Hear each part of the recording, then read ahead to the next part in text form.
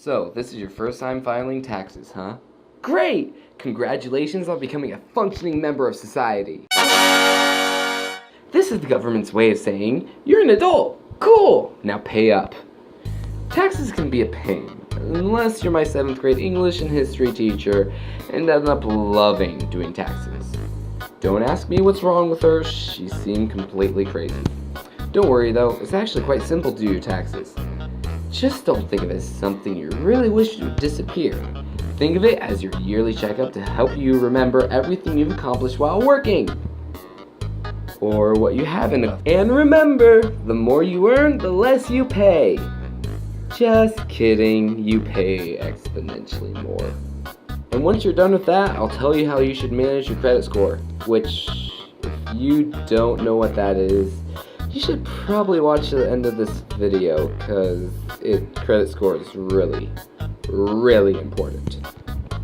Doing your taxes is actually quite easy. Now, suppressing your urges to crucify whoever decided we should do this every year, now that's a different story. Well, time to report those taxes. The first step is to... wait. Yeah, you have to wait for your employer to send your W-2. You'll receive them in the mail sometime in January or February, so when you do, make sure to keep them. So just go ahead and wait. In the meantime, I'll go ahead and take a nap. See you in 2 weeks or whatever. One eternity later.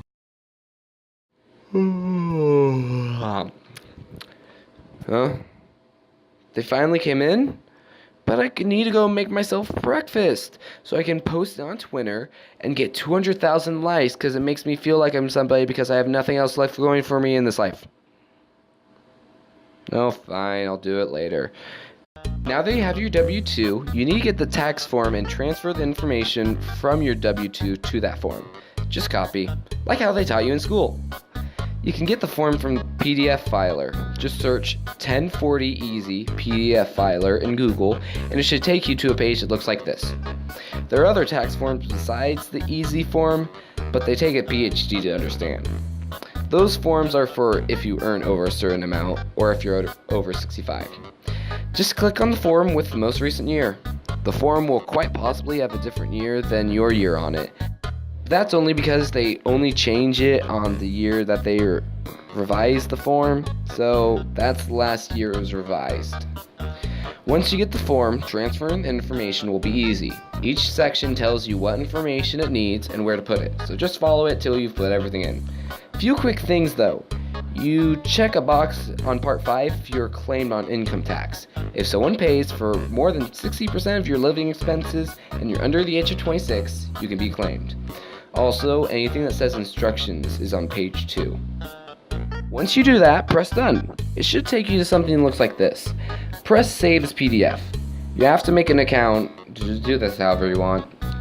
Once you have a PDF, you need to print the form so you can sign it. Then send it online using something like TurboTax, which will tell you how to submit the form.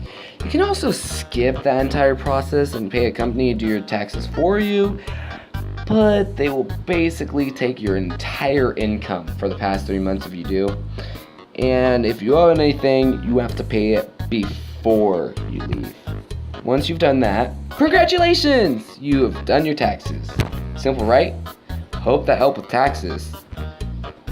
Now, what else is there? Oh, right, credit score. This is really important. And no, your credit score is not how well you rank on Twitter. It's not that kind of score. Your credit score is what banks and credit unions use to decide what your interest rate is going to be on whatever loans you take out of them, along with a lot more important stuff. If you have a good credit score, you can buy this brand new Mustang. If you have a bad credit score, you can buy this brand new tricycle. Now, what is a credit union? A credit union is like a bank, but oftentimes, while they don't give benefits, they help you save and build your credit, along with having lower interest rates on loans. Think about it like this. Both banks and credit unions want to take over your savings, but credit unions will tell you how they're going to do it, and still watch you fail. What are interest rates in loans though? A loan is a set of cash you borrow from the bank. When you get a loan, you have to pay it back over time, but you have to pay a little extra too. That's how a bank and a credit union makes money. The amount of money you have to pay in all goes up every month you have not fully paid them back. This is called your interest. The percentage at which your interest goes up is called your interest rate. This is why you want a high credit score. The higher your credit score, the less interest you have to pay. When you first hit age 18, you have no credit score and cannot have a credit score until 6 months after you make your first bank account. That means you're not going to be able to do anything important for a while. It's like when you first started out in Dark Souls. Doesn't matter how many other games you've played, you gotta get good gear before you can do anything, or you're gonna die. Initial credit score is determined by how you handle credit card bills during those 6 months.